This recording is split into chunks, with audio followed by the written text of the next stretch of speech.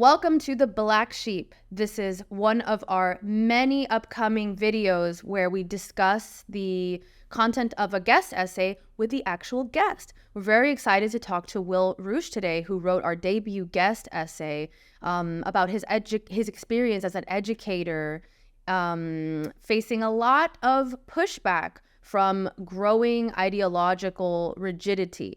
And The Black Sheep is a publication dedicated to these kind of stories, where we try to find individuals who have found the wherewithal to push back and take a stance when they see a group that they were once a part of going in the wrong direction. I love Will's story for many reasons, not just because I love Will and I think he's an amazing embodiment of curiosity, intellectual humility, and the ability to truly get to the core of our disagreements in a productive way. He does this like no one else. But I also love the fact that he has went through a Black Sheep experience in a place that you might not expect for that to happen, which is in education. As someone who'd like to be a parent one day, I would hope that my child's teachers are embodying curiosity, intellectual humility, and a desire to learn, to genuinely understand. But Will's experience is part of a growing problem in our culture where certain ideas seem to give people the license to have closed minds and to shut off from discussion and to claim the moral high ground and believe that that gives them the right to stamp out any other viewpoints. So we're very excited to talk to Will about his Black Sheep experience and his essay, which you should definitely go read at our publication. So let's get started. Will, please. I'm so sorry. I have not introduced the co-founder. Wait, what am I doing? Why am I rushing here? Jake. No, forget about me. It's fine. I don't mind. It's okay. You just make everything happen. You're just the quiet wizard behind the scenes. Nobody cares about little old Jake. I just make the trains run on time, but that's just fine. Don't worry about it. He really does make the trains run on time and also writes for the Black Sheep and has written many great pieces. But let's dive in here because I don't want to keep the people waiting. We want to get to Will. Will is the star here. Will is going to take us through a crazy story. I'd like to just get right into your essay and some of the key components of that, which was, to me, I'm fascinated by this dynamic, which is the moment you start to realize something's not quite right in this group that I once felt very a part of. And for you, that was kind of the educator space. What was that shift like?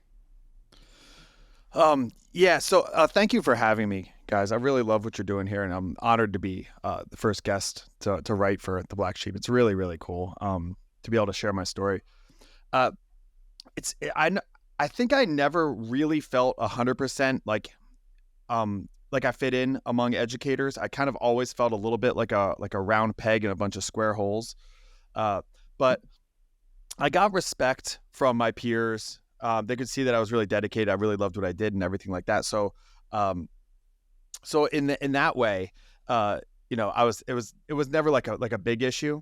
But what happened was, like when the culture war stuff really started to get underway. So we're talking about like 2000, what was that? Like maybe like 2013, 14, 15, something, like with Brett Weinstein and Jordan Peterson and Nick Christakis and stuff like that. There was like this ideological kind of lean of the students against the teachers for this like kind of extremist viewpoints. And it was all focused on the universities. And I was like, wait, there's something going on here before the universities. Like these kids are getting this way, not just all of a sudden once they're 19 and arrive on a campus. Like they're kind of been headed down this road for a while. And I'd been at that point teaching for 8 years or something like that in the classroom, and watching the way that it was like a one-way ideological kind of lean in education. And again, I teach in Los Angeles, so it's not like this everywhere. But when I started to ask questions, I noticed that my peers and people, not just in my school, but like outside in like like the interwebs, to like teacher world, is they just didn't want to acknowledge my questions. They didn't want to address my questions, and my questions were problematic, to use that kind of term. So it just led me to, instead of kind of shut my mouth and pull back, like I think a lot of my peers did, I didn't. I just tapped into more of like, wait, why can't I ask these questions, and dive in more and more and more. And it just kind of grew from there. I started a social media channel and stuff like that, just to basically, I think, live up to what educators are supposed to be doing, which is like trying to get to the truth and trying to, dig a little deeper to find out what's going on, and promote curiosity and things like that. And it was just shocking, the lack of curiosity that was among my peers who made this vow when we were in education college to be lifelong learners, and they were just closed-minded about so many things that just didn't make sense to me. It's just like, I refused to just go along with it when it didn't make sense to me. Yeah, there's so many things about that strike me as important, and one of those elements is the intense contradiction of how captured an industry like education can become by close-mindedness.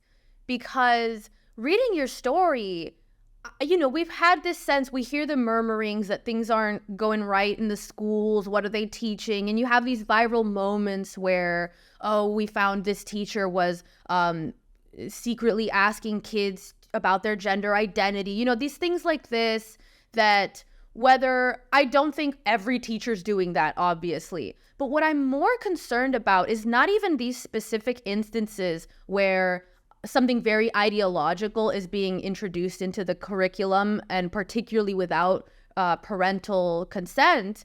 It's more just that I think, and correct me if I'm wrong, but I think teachers should be the embodiment of that curiosity and process of learning. And whether you're on whatever side of the political spectrum you are, if your goal as a teacher is to pass down already preset conclusions to your students in a very narrow way, and not actually take interest in showing them how you came to those conclusions, it seems that you're shirking your duty as an educator.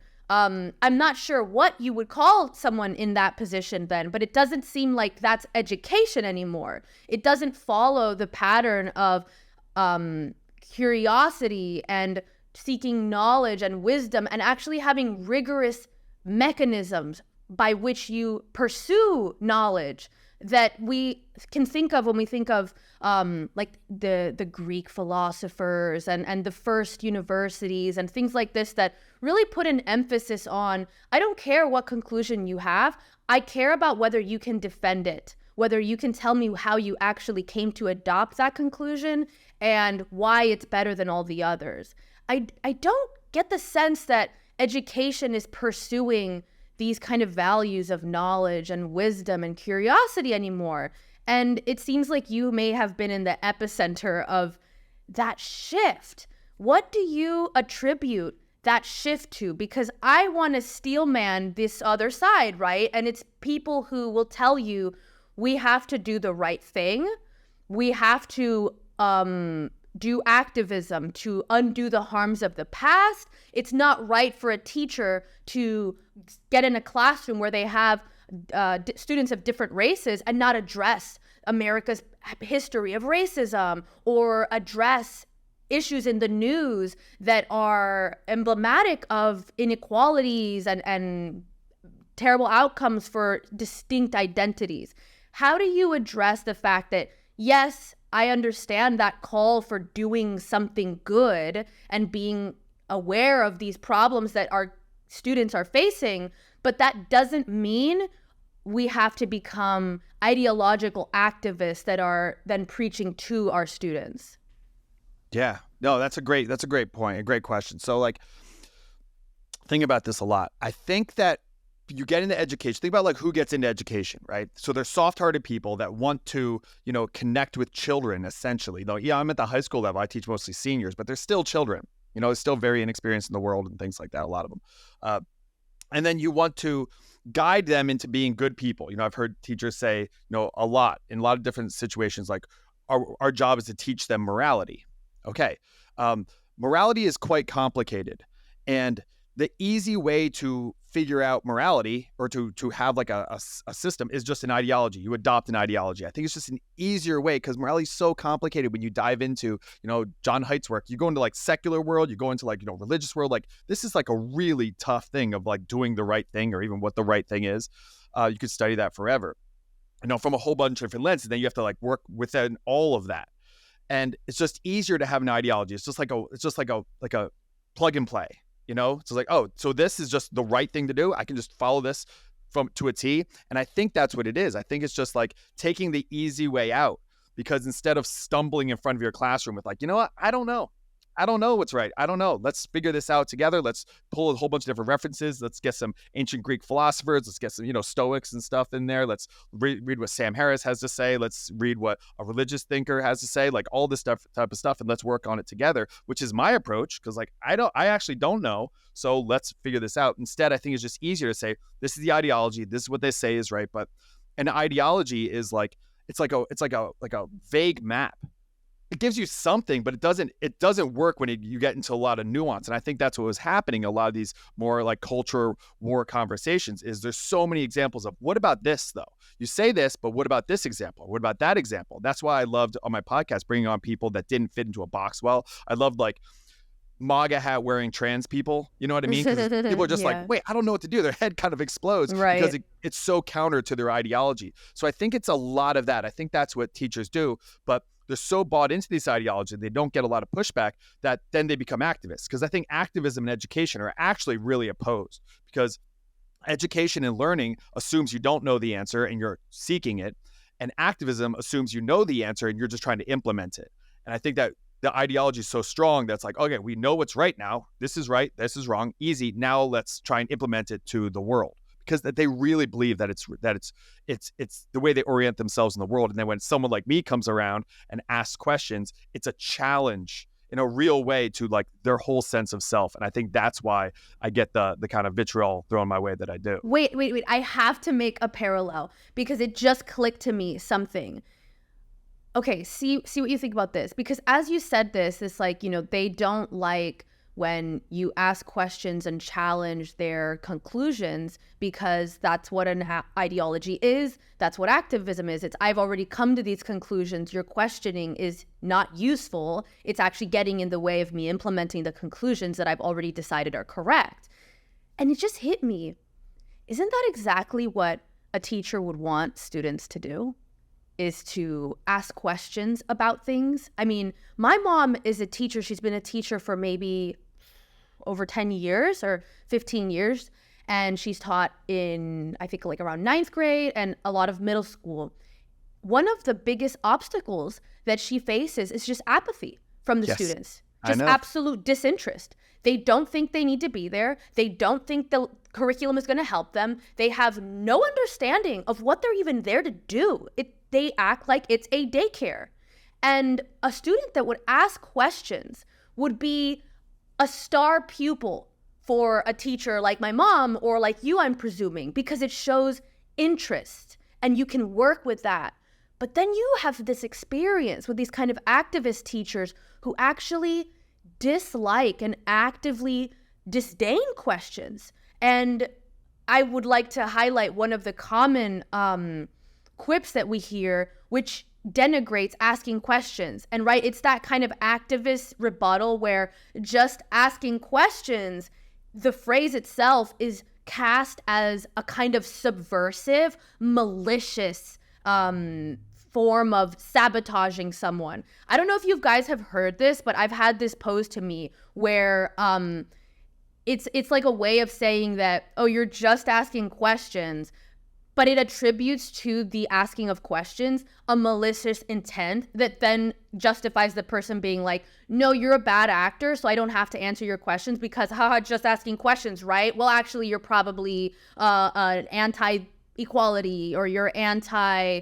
learning or whatever it is. They'll just cast you as malicious for, quote unquote, just asking questions. So you actually had experience with activist teachers who you tried to pose these questions to and really were the ideal student in a way. and you met a lot of vitriol, like you said. And we'll get into that in a little bit. But Jake, I'll let you ask your questions now.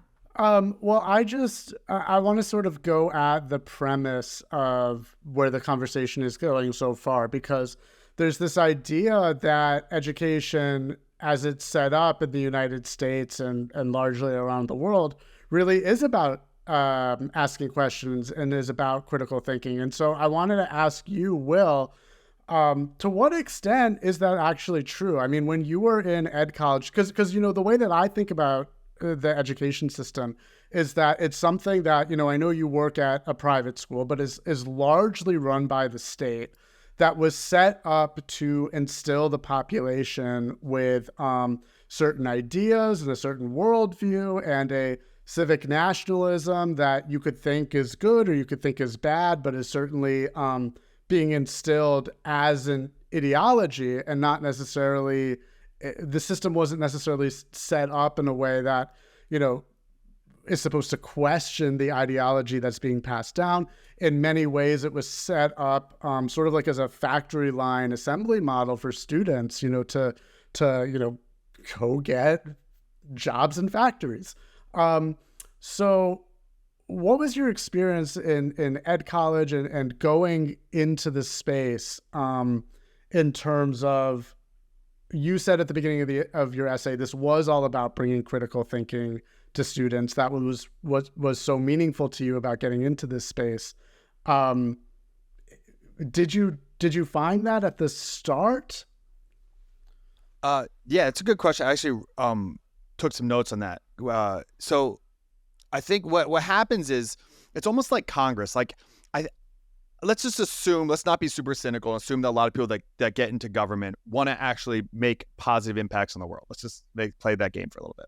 Okay, they're not in it for power to get a lobbying job. They're in it to actually help people.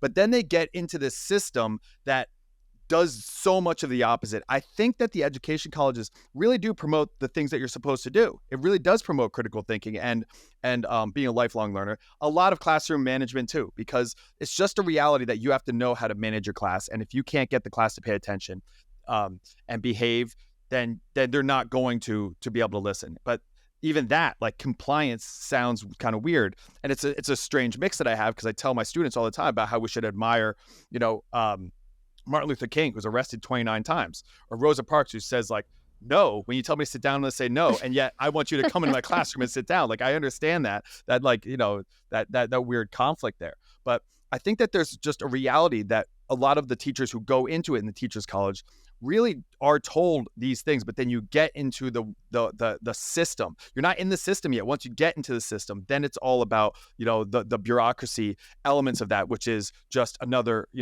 brick in the wall, another cog in the wheel, and it gets in the way. So I learned really quickly, even at student teaching. I'd have a kid who would say something like, Mr. Reusch, can you stay after school with me and tutor me? I'm like, yeah, of course, this is amazing, sure. And then my superior teacher was like, no, you can't. I was like, why? It's like, well, it's a union school, and that's beyond union hours, so you can't. I was like, this is a kid who wants help. I mean, he lives in the hood. He's doesn't want to go out and walk around the streets. He wants to stay after school and learn more, and I can't.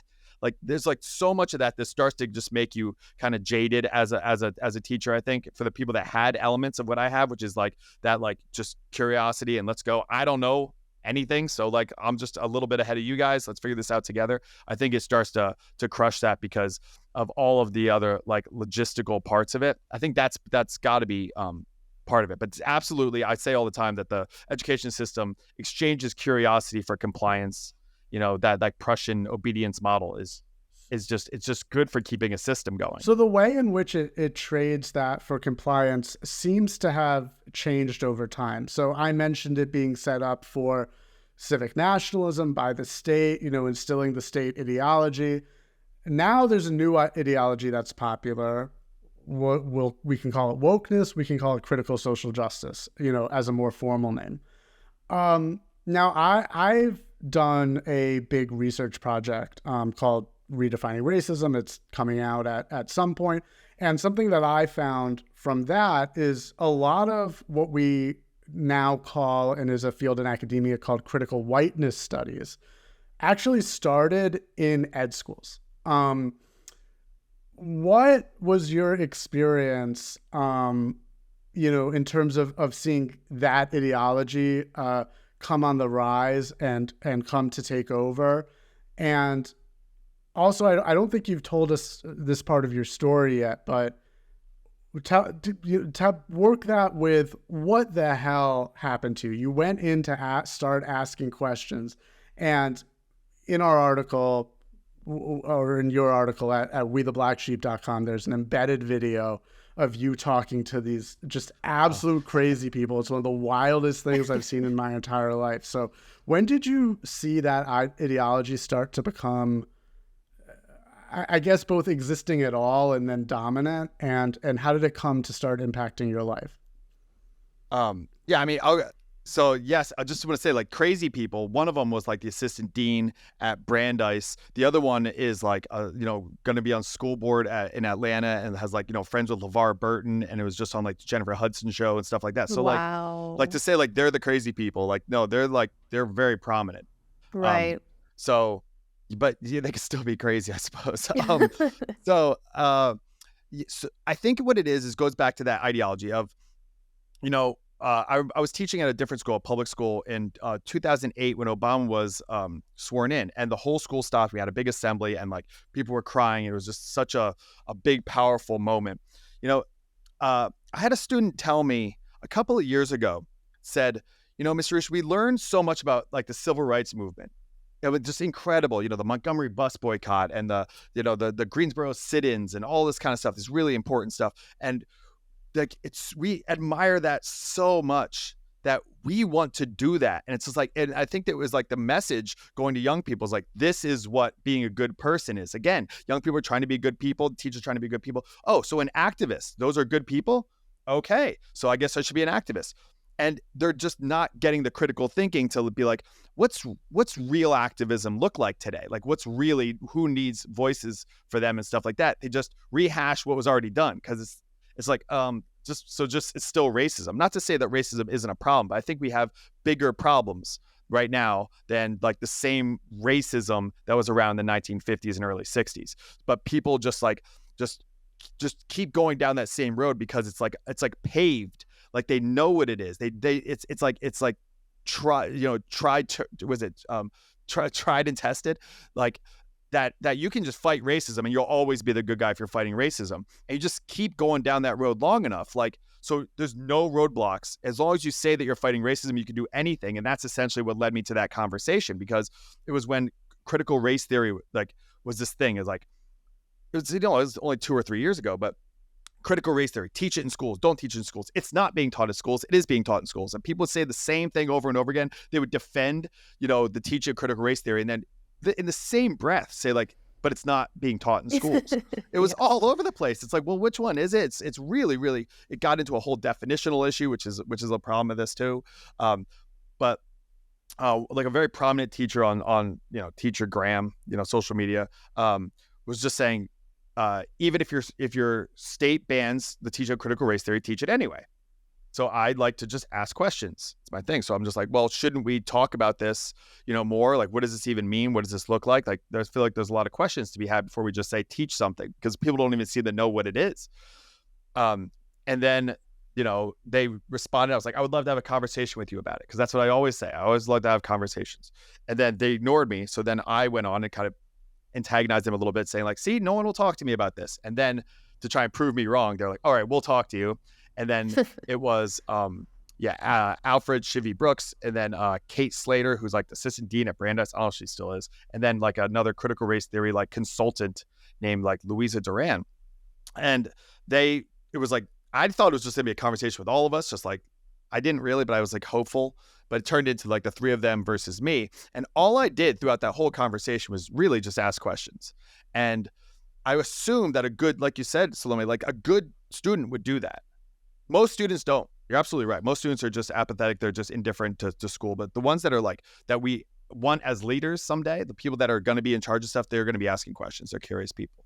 And so I just asked like questions. If I have questions, a 10th grader's surely going to have questions. And the way that they kind of met that curiosity was very much against like their ideology. It challenged things. And I thought that they're rude. So. Yeah. I love that. And I think we can go in this direction with the conversation, because that conversation is, to me, I wouldn't be able to do that. Like, I wouldn't be able to keep it together in an environment where I have three people being incredibly antagonistic and disingenuous towards me. I find that incredibly triggering, like, to use the language of whatever, however you perceive that. I find it quite upsetting.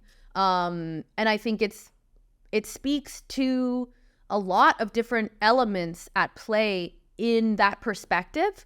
And really, to me, I think it's as simple as thinking, is that the kind of mindset that we want to instill in kids, where you can't even publicly have a discussion about your ideas without becoming a bully, just becoming or using underhanded kind of tricks to deny what the person's actually trying to say, or to dismiss it, or to, not actually engage? It's really it's such a great thing that you did. I'm glad that you were able to do that, because it holds true to this idea that the best way to figure out which ideas are good and bad is to let them be discussed openly, because it becomes evident there who really is trying to get to the truth, who really has a strong foundation for their ideas, if they cannot even take questions towards them. So I think that's that was a wonderful discussion in that capacity. Quite unpleasant to be in your position on it. But the thing about that is, I want more people to be able to do what you do. I think that your ability to embody curiosity and civil disagreement and a certain kind of positioning around the self and the ideas that you hold, which allows you to discuss ideas without taking things personally and without becoming very defensive and turning it into what's genuinely a fight, like a conflict, which is what we see happen most of the time when people are discussing their ideas online or wherever it is. It's very contentious because people view these things as so central to who they are. And when you create this environment where it's such a heightened sense of win or lose, and you're either the bad guy or the good guy, and we have this incentive to kind of just dismiss, debunk, and denigrate the people that we disagree with. The problem is you end up in this echo chamber, and it's not actually conducive to helping people find out what ideas are best for them.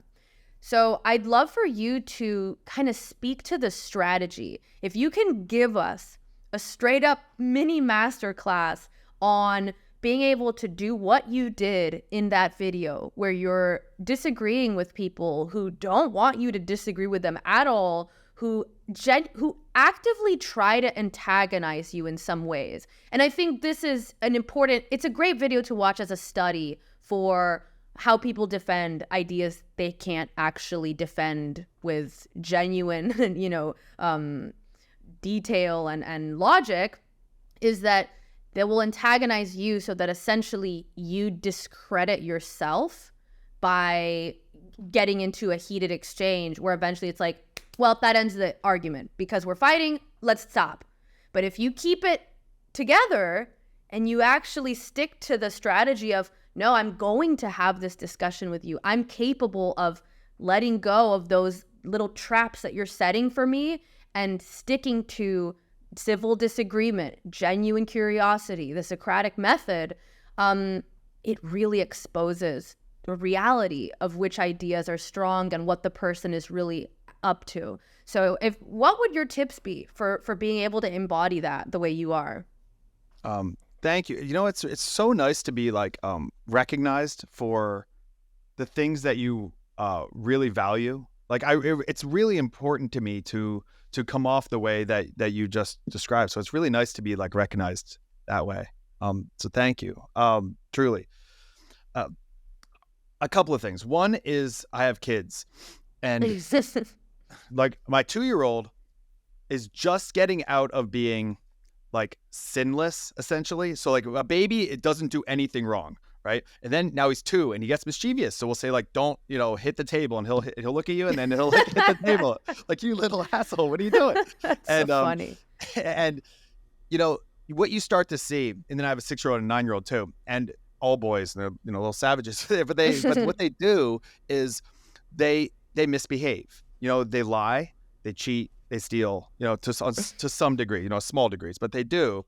But I understand it. It's out of like self-preservation. It's out of fear. And what happens is I love them so much, so I'm biased. So I go, well, they're not bad kids.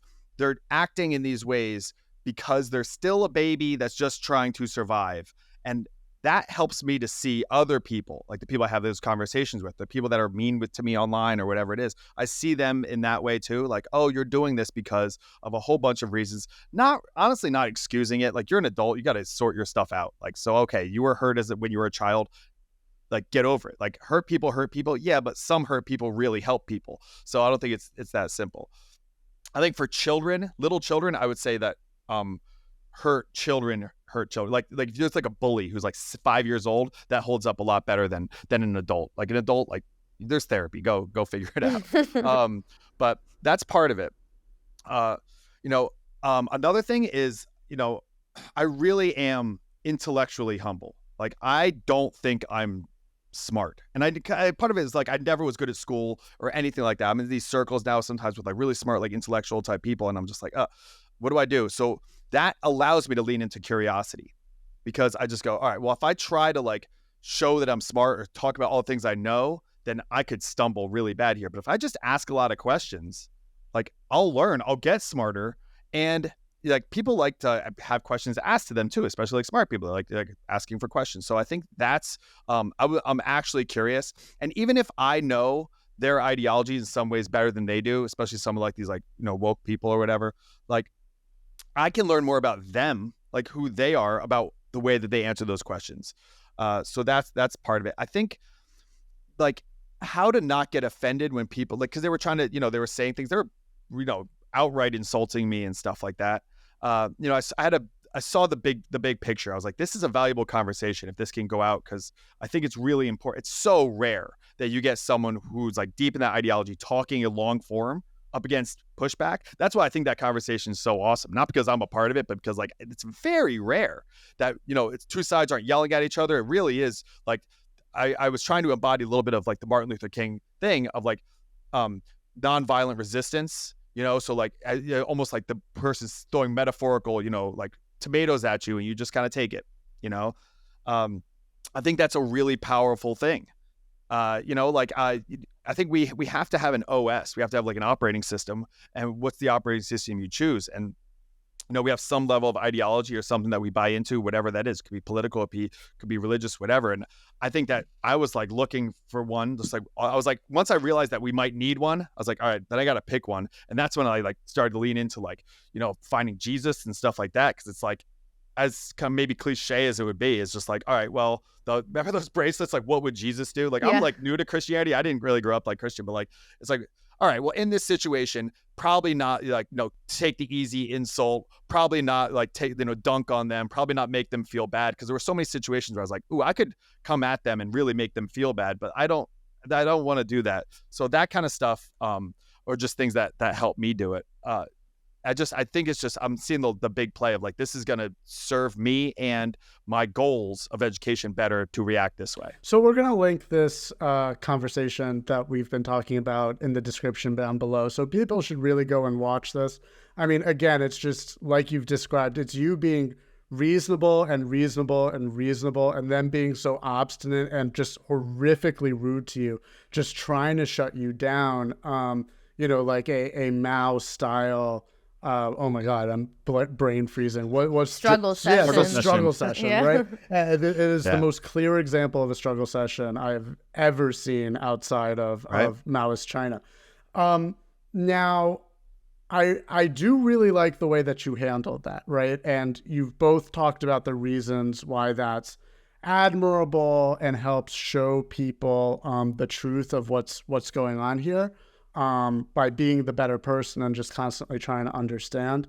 I do have questions about just, is that fully the right way to go all the time? So my first essay in the Black Sheep that we published last week was called "It's Time to Stop Being Kind to People."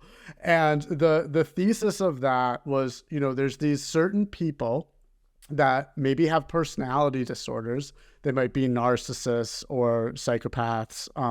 There's called like the dark tetrad or the dark triad of these traits that create manipulative people. And, that there's data showing that is overrepresented amongst political authoritarians, including woke leftists, also on the authoritarian right, but the woke left is also very overrepresented amongst those personalities, or those personalities are overrepresented amongst that group. Now, when you constantly like keep feeding somebody opportunities and generosity and trying to just constantly meet in the middle with somebody who's just trying to like take, move everything in their direction, take advantage of you as much as possible to just purely get their ends, which to me seemed like it was happening in that conversation. I mean, on the one hand, I love what you did. I think it's so elucidating for people that don't understand the issue. But I guess I just wanted to press and see, like, is there any point at which we should just turn from that to saying like, no, I'm not granting you an inch of ground. I don't want to be reasonable when I know you'll take advantage of my reasonableness. And no, you're wrong. Here's all the reasons why you're wrong. And, I don't care what you think. We're going to make a better way. Well, how do you balance those two approaches? Yeah, I love that question. I talked to James Lindsay on the phone before that went down like a couple of months earlier, and it was cool because James Lindsay, he's like a nerd, and it was really funny because I made a metaphor for him that he like loved, which was like we have to form Voltron to try and go against like the like wacky left, and he like loved that idea, and I think that part of it, what it is like if you're take this like metaphor that we're fighting against this authoritarian ideologies. Okay. Yeah. Let's just specifically say to the left now, because I think that people have their radar out there for like the authoritarian right. Like the radar's out there like, oh, watch out for that. And I think there's still a lot of people that aren't looking for it from the left, again, because of the PR and because the left are the good guys or whatever it is. So if it's like a war, sticking with the metaphor, is you need snipers and you need machine gunners and you need tanks and you need kind of all these different things. So I know that me holding like a hard line, it wouldn't come off as genuine for me. I think I would not be able to be my best in that situation, but that's because it's not the way I'm built.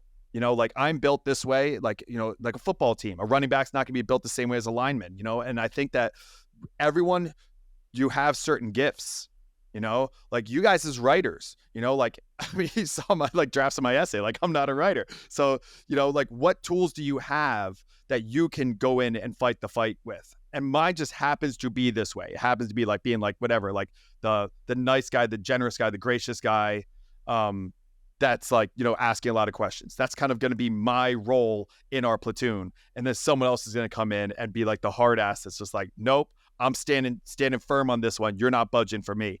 And I think that if you hit them from all those different angles, then I think it's a better way to kind of reveal this ideology as being flawed and then hopefully, defeat some of it or change some minds. Yeah, I love that. I think that something I hear you saying also is that you're very mission driven. And in that exchange, you assessed the value that you were pursuing, which is, am I going to just try to prove them in their face, like you're wrong, and I'm going to tell you you're wrong? Am I going to try to win this argument? Am I going to try to not allow them to step on me like this? Or am I going to let them go? Let them talk, give them the space, do what I need to do to get further than we will get if I keep like, because in that situation, it was so obvious that you would lose if you took the bait of all these different things that they would throw at you that really were not about the questions. They were not answering the questions. And in that dynamic, then the repeated refusal to just answer your questions becomes evident as a part of the strategy that they're using and makes it more obvious than you could if you were just like, you're not answering my questions, you're not answering my, the fact that, oh, wow, they have all the space to do it. He keeps giving them the chance and they keep looking for ways to do anything but. So I really think that in that particular example of your conversation, it's great to know what you're doing, to have that clarity around what am I really doing here? And to Jake's point, there's going to be situations where the right thing to do is to actually just stand up and say, discussion over. Because, I think people will have this experience more online where they will have people that want to just like keep going forever. And you can get sucked into a disagreement with someone who's not actually trying to hear you, who's not actually interested in getting to your point of view. And it just sucks the energy out of you to have those kind of disagreements. If your goal is, we're going to reach some place where they'll understand me, but their goal is, I'm never going to let this person get an inch in this discussion, then your goals are at opposite ends, So at that point, saying, we're not having the same discussion here. You're interested in something else. I'm interested in trying to get to a truth here. We're not doing that together, so discussion over. And that's that kindness thing of saying, I'm not, you hear a lot this like, I get a lot like sometimes online where people feel very entitled to make me justify everything I'm saying. And I will do it with certain people if they say, well, wait a minute, what about this part? You're saying this, but this doesn't make sense. Or how would you address that? Because I view it as a teachable moment, which is like, great, if you're going to push back on me in this way, that gives me an opportunity to expand on what I'm saying. But then there's people who very obviously just kind of like want to make me spin my tires and want me to write them a thesis in an Instagram comment. And whether I write the thesis or not, they are determined to tell me that's not enough. Well, what about this? What about this? And it would just be a miserable interaction. And so that's the point where I know to say, you don't have this claim over me. There's other information about this exact topic that I'm talking about that you're completely capable of finding on your own and taking interest in if you had an interest in it. So I see that difference, distinguishing between when is it time to give and when is it time to like draw the line. So that's a good point, Jake. And I love your answer, Will. Yeah. And platform matters too, because this was like, I knew this was an opportunity. I knew it was an Instagram live. There was like, 100 people watching it live, but I was like, I was assuming that it would get recorded and then go. So I was careful with my language. But I wanted to keep them on the line like a fish. Like you yank too hard and they're gonna break and it's gonna go away like most things do. And so I was like, I just got to keep them here because at any moment I felt like it was like at any moment they're gonna essentially hang up. At any moment they'll call it. And I was like, how long can I keep this going for? And I didn't end it. I was at a friend's house and I was just like in her backyard, just like keeping it going. So I was playing the PR game to some degree of like, I'm trying to just keep asking questions, keep them on the line. But like I was careful enough to like one of the moments that like where I think it was Case Slater made this like big face like, oh my gosh, I can't believe you said that. And then they were all like, I can't believe you said that, was my statement about how it was something like along the lines of how there's no country in the world where it's better to be Black than in America. And they were like so offended by that. And I was like, okay, maybe I'm wrong. I was like, where is it better? Just tell me where it's better then. Like you could say like, somewhere like, like in Africa or something like Nigeria or something, because then they're not a minority, but like the opportunities aren't there. What are you gonna say, like Scandinavia? Like that's not gonna be good. So like, so it was a genuine question of like, okay, I said like, okay, if I'm wrong, I'll concede, but tell me where it's better. And like, I couldn't even begin to say that. Well, then why are you dumping on me for saying it? Like, so you're just not taking a shot at all, But like, I just knew that was like that was like one of the biggest, like most egregious moments. And that's something that I'll still like have that question. Like, I'll make this statement, and then if you can correct me based on statistics or whatever, like, all right, then I'll go with it. But like, you look at infant mortality rates, and like our healthcare system isn't great, but it's like better than a lot of other places or whatever it might be. But like, I was really careful, so that they were looking for every opportunity for me to screw up. I could tell, like, just like you're saying, like they were waiting. So I had to be like very cautious, because I knew that it was important. Like, it was important. And that's, again, for being a history teacher, there's so many times it was so important, like these moments that the one side didn't act differently, because it would have changed the whole trajectory. If Gandhi all of a sudden would just like punch the British officer, Right. like Gandhi goes away. Same thing with like, all the civil rights leaders, or at Woodstock, if like one person at Woodstock would have just like, stabbed someone else, then it would have been the Altamont Festival, not Woodstock. And wouldn't have had this like, air about it being a 3 days of peace. So I learned a lot from history teaching it, I suppose. I agree with you completely. And I think at the end of the day, you're right. I think what you did in that conversation was the right way to handle that conversation, because it just laid it all out on the table for others. By the way, just on that Woodstock point, there's a documentary on Netflix called Woodstock 99 about they tried to do Woodstock again, and it went exactly like that, where it's like it's the grunge, like punk era, and they just destroy everything. And there's these people that that were at the original Woodstock who are just so sad at these people like littering and like not respecting the earth. And I mean, so I remember they brought in like $10 waters, and then they had like Limp Bizkit playing like break stuff. Like break stuff, smash stuff, and be like, all right, cool. There's a real natural experiment that's been run. So I know we're going to lose our time with you pretty soon. So I want to make sure there's something I really want to talk to you about, which is what you're doing next. You've actually decided to leave your school, even though you really like your school, to try and do something independent. 2 questions around that. 1, what are you doing next? And then 2, to what extent was that decision to try and do independent teaching motivated by a feeling that just like the education industry as it exists now has been lost? So I haven't actually like formally said anything yet. So if you listen to this, don't tell my principal. So the plan is to take like a sabbatical. I've been in the classroom straight for 18 years. So I went right from like school, like high school, to college. To I graduated in like December of 2005, and I had a job in like May of 2006. So teaching high school. So I've been in school nonstop, like from the time I was like a single guy who was broke, moving out to California, like to like now I have 3 kids and like a mortgage, so it's like it's been my whole life. And I think that as much I really do love it, I still love it. I have, amazing feedback from my students. The school that I'm at, I just happen to find a place that they're okay. They get letters sent to my school saying like I'm a terrible racist, sexist, homophobe, and my school's like, it's cool. We support you. We know what you're doing. I'm very, very fortunate in that situation.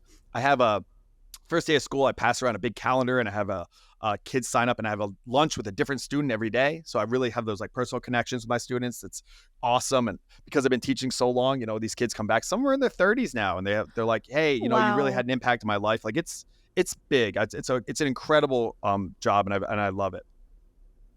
And why am I leaving? So, I really it was like, how many times can you be told that like you're great at something? Okay, good. So what does that mean really? Like if you're great at something, like if you're great at basketball, you play in the NBA. If you're great as really a computer tech guy, you get a job as like a head engineer at Google. But if you're great as a classroom teacher, and there are many great classroom teachers that live up to the promise of what education is supposed to be, but they're in a big school, and down the hallway is a teacher who's terrible, and they get paid the same, they get the same benefits, they get the same incentives, all that kind of stuff. So you get, most teachers just like, they just do it solely for the love of the game. And And I think that part of the problem is you get a lot of people who would be great educators just go, why would I go into that? Like the incentive structure is not there to be excellent in this realm. You have to just be like someone who's like an excellent nurse, like the best nurse in California. Like, what does that really mean? You know, like not a whole lot, like compared to other careers. So it's part of it is I think that education's in trouble. I think that this compliance model, this like listen to the teacher, sage on the stage thing, when you have a phone that has access to all the information you could possibly want, you know, that's a game changer. So how are we going to update, you know, for the 21st century? The ideology in schools is a problem. The incentive structures and like tenure and unions are a problem. It's just like there's all these things. And I know that I'm good at what I do. So instead of teaching 3 classes or 4 classes of 25 students, what if it could be 25,000? I don't know. I don't know how that really looks. But I believe that it could be possible. And I'd like to be a trailblazer, so to speak, for other teachers out there to go, if I'm really great at my job, how can I teach as many people as possible? You know, Naval Ravikant, that modern day philosopher, said something like, if you're the best in your industry, then you should do it for as many people as possible. And I'm going to go off of like the feedback that I've gotten, which is really, really positive for my students for like almost 2 decades, to say like, all right, I'm good at this. So what does this look like out there? And I've, you know, going on the social media, it's how I, you know, met you guys and so many incredible people. I've kind of given a proof of concept through my social media page and my podcast about what I do for like adults too. That's just like, all right, the time is here. I'm going to try and make a run. People said, why don't you start your own school? So you start your own school, you're back to the brick and mortar problem of, you know, essentially it's still small. It's a small school. So then instead of getting access to my school now of 3 classes of or 4 classes of 25, if I start a school, it might be 3 kids, 6 kids, where using tech, you can expand. Lastly, homeschool is growing. And I think that where are these kids going to go? So now we have a bunch of lost kids. Parents like, I don't want them in these indoctrination camps, but what do I do with them? And I want to kind of come in and fill that need, because I think it's I have a balanced approach where, like, if you're right wing, you could still be kind of cool with me. If you're left wing, you could still be kind of cool with me, because it's really about education and not about pushing some sort of ideology. I just think that's so needed. And, you know, we look at existing examples like Khan Academy, you know, where there's one person teaching just so many kids, and that's already been really successful. You know, we have this idea, this meme that goes around in our politics, you know, teachers are the most important people and we all need to love teachers, and you're amazing. You're a great teacher. I love you. But I think we all know, and it's clear from your interactions with others, teachers are people, and a lot of them are terrible. I mean, every person remembers having a lot of like bad teachers. If you don't, then you're really super lucky. And, you know, I just think that's such an unhelpful idea. I mean, there is a hierarchy in the quality of producing any good of any service. And there's a huge disparity in the quality of teachers. Some are great and should be reaching more people, and some are terrible and probably shouldn't be teaching anyone, but are protected by unions and will stay in their jobs, you know, indefinitely until the entire system changes. So with that in mind, you know, I'm just so glad that it's someone like you that is going to be really, really pushing this forward and trying to create new ways. The 3 of us and your wife went to dinner about a month or 2 ago. And one of the things that we discussed, I remember, was like you possibly creating like an AI version of yourself, because you can't, you know, talk back and forth with, you know, a million different students, but an AI version of you trained to be like you and to teach in the way that you want to teach can you know, answer the questions of that many students and have a bigger knowledge base than you. So what do you think? What do you think about AI for the future of teaching? I also think about virtual reality. You know, now we can create classrooms where kids from all across the world can have a sense of presence with each other and have truly interactive experiences with each other, feeling like they're in the same space in a virtual world. What does the future of teaching look like, in your opinion, you know, not just over the next couple of years, but maybe over the next couple decades? Yeah, I don't know. I mean, if someone was doing this stuff, then I would just be like, hey, can I be a part of it? Like, I don't really want to build all this. It's a lot of work. Like, this is a lot of work to build. And like, I don't really want to do it. I just want to like play dinosaurs with my kids. But someone's got to do it. And I think that, the scale issue is what it is like the money seems to come to scale. Like it does. I don't think that we value someone who makes an app that makes you look fat and bald more than like a social worker. But you can sell that app for $1 to 1 million people like that, and you can only be a social worker talking about it, to an orphan about their problems. Get a kid in foster care. That's very hard to scale because it's so personal. So I think AI gives us that opportunity to try and scale something. I mean, a lot of what I do is just taking ideas from other people. Like I have a free download on my website it's called Debate to Dialogue. It's like how to have very difficult conversations and how to have productive conversations about things like politics and religion and stuff. And, I took ideas from Boghossian and Lindsay's book, the How to Have Impossible Conversations, took stuff from John Haidt, took stuff from like Jordan Peterson, though Eric Weinstein, like all these different people. I just kind of pick and choose. And then what I can do, because I'm a simple-minded guy, is I just like break it down to like simple terms for like young people. So I'm like a translator. But, I think that there's a lot of teachers that should be replaced by bots. I mean, look, the day that I could be replaced by Google is the day that I should. So if a lot of history teachers just know a ton about, the Gettysburg battle or something like that, like you don't know more than my phone. So what's your value really? Where I see my job as translating it. So how do I take this information and make it like pertinent and interesting to a 17-year-old? And that's, you have to know about 17-year-olds. You have to know like where their heads are at. You have to know the diverse communities of those. And I've taught in like the poorest areas of LA and the richest. I've taught like, all these different kinds of demographics I've been in. So I can kind of do that, I think, better than bots can maybe right now. Because I don't know. I mean, probably not in like 5 years, but for right now I can. And so it's always translating it. So Khan Academy is cool, but the Khan Academy history is, again, it's just that. It's just a telling of history where what I'm doing, and I'm recording them now, I only have like 2 more lessons to go, is everything that I'm talking about, I then relate it to a teenager's life. So it's like the War of 1812. A 17-year-old does not give a shit about the War of 1812. But what they do care about is what happens if you get into a fight with someone and then you have to sit next to them for the rest of the year in your class. That awkwardness. You go through a breakup and then you're like in the class with her. It's like, oh my God. Like, how do you handle that? That's the War of 1812. So I can connect all these things in history to the life of a teenager. And that's something that I don't think gets done very well at scale.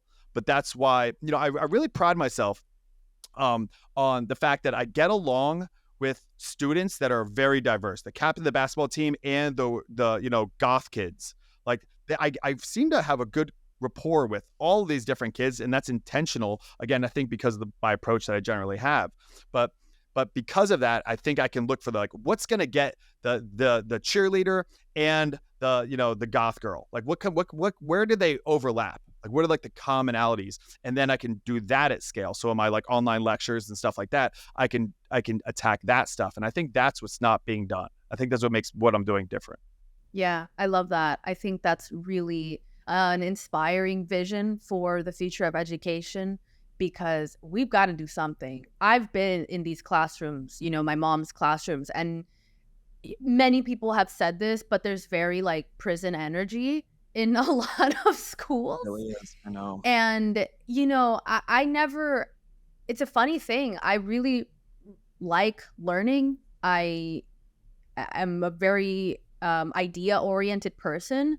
I did not like school. And, I hear this repeatedly. And that is a huge red flag for us as people who want to have a culture of, hopefully, of citizens that can actually grapple with ideas. And more, as I look at every day, there's some new issue, there's some new discussion going on, there's some new current event that requires the cognitive skill to sort through information.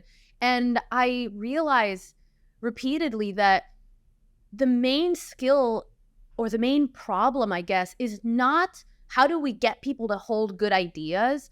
It's how do we get people to understand that there are good ideas, there are bad ideas, and there is a way that you can sort through them and continually go through the process of updating your ideas to make sure you're holding good ideas versus bad ideas? And that's, to me, a central effort that education could be solving, but it's not, at least not in the younger things. And I don't think it's doing it a lot in university as much as it could either. So something like your ability to teach and to have these discussions with people that are very ideologically driven while staying true to these principles of curiosity and pursuing knowledge, if that could be scaled and provided to students, I can't even fathom how much positive change that could create, even if it isn't that scaled. If you could just do it for a state, a single state, that's a massive and amazing impact it could have. No. So thank you. No, that's. I mean, that is the goal. I agree with everything Salome just had to say there. I am so incredibly thankful that you are a person in the world, in the education space, that is going to push everything forward. There's a line that Michael Malice famously tweets over and over again that I want to read because I think it relates to what Salome said there. Public schools are literal prisons for children, and the only time many people will encounter physical violence in their lives. So that's our starting point. I think he's completely right. And he's obviously completely right. And you're the solution. What you're doing is the solution. Thank you, Will, for being here. Thank you for writing your article for The Black Sheep. We are so incredibly proud to have you. If people want to watch more conversations like this, read more articles like Will and like Will's, and just support our work in general, please subscribe to us at wetheblacksheep.com. Also subscribe to our YouTube channel, We the Black Sheep, where we'll have a lot more videos like this with our guest writers. Will, where can people find out more about your work and support you? Yeah, thank you. So on Instagram, that's like my social media platform. It's just my name, Will Reusch. Sorry, my last name's not easier to spell. It's just Reusch.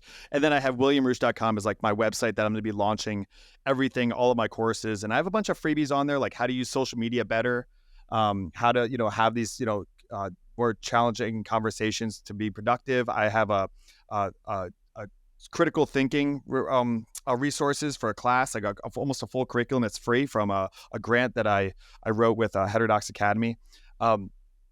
I guess those would be the places. I just want to say, like, to you guys, thank you so much. Like, you don't understand. Like, I've been in these circles of whatever it is, this online space. I don't know what you would even call like our group. It's like a weird thing. But like, education is just not talked about. So the fact that you guys chose me to be like your debut guest, like writer, speaks volumes, because I had a conversation with Chris Williamson, who's great, and he was on my podcast, nice guy and everything like that. But I had dinner with him like a year ago, and I was asking him, like, all these people that you have on, all these really impressive people, Michael Malice, people like that, why don't you guys talk about the education system and how to like solve it? And he's just like, why would anyone be interested in the education system? It's just so, like, Joe Rogan never had an educator on, like it's just so interesting how much all these people that are about like learning, Andrew Huberman, they're all about learning and educating, getting better. Yet the institution that's supposed to get young people there, just like you said, Salome, like it's just not a part of the conversation. It's so interesting. That's what all of this world is just like, how do we get better? How do we get the best ideas? All of that stuff. And yet the institution where young people spend the majority of their time to get them there is just not a part of the conversation. And that's just baffling to me. So I think it speaks volumes about the importance that you guys recognize in that by bringing me on here and letting me share my story and everything like that. So thank you so much for doing that, because I think that's important. It's a good step in the right direction. I'm so glad to hear that. That is so incredibly kind. Thank you so much, Will, for being here. Please follow Will on Instagram. Thank you to everyone for watching, and we will see you next time.